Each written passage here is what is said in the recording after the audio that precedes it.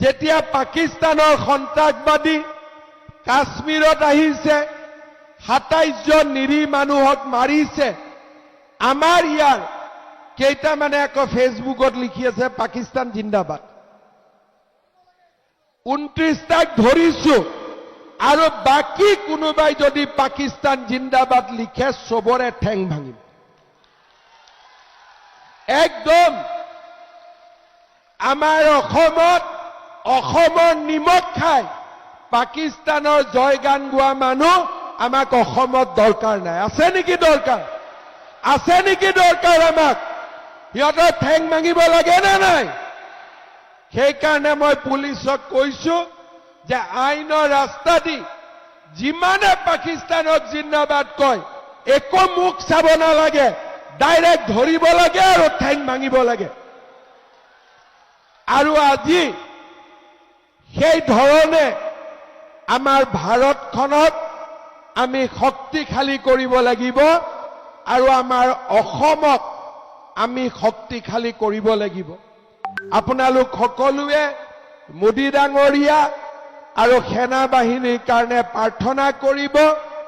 যেতিয়া পাকিস্তানৰ সন্ত্ৰাসবাদী কাশ্মীৰত আহিছে ২৭ জন নিৰীহ মানুহক মাৰিছে আমাৰ ইয়াৰ কেইটামানে আকৌ ফেচবুকত লিখি আছে পাকিস্তান জিন্দাবাদ ২৯টাক ধৰিছো আৰু বাকি কোনোবাই যদি পাকিস্তান জিন্দাবাদ লিখে সবৰে ঠেং ভাঙিম একদম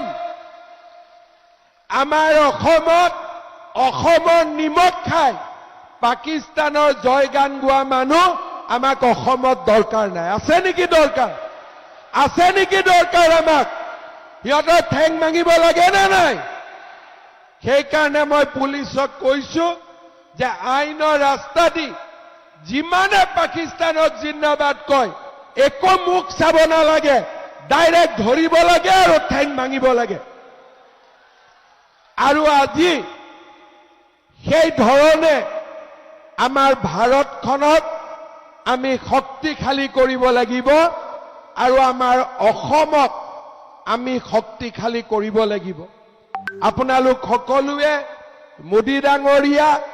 আৰু সেনা বাহিনীৰ কাৰণে প্ৰাৰ্থনা কৰিব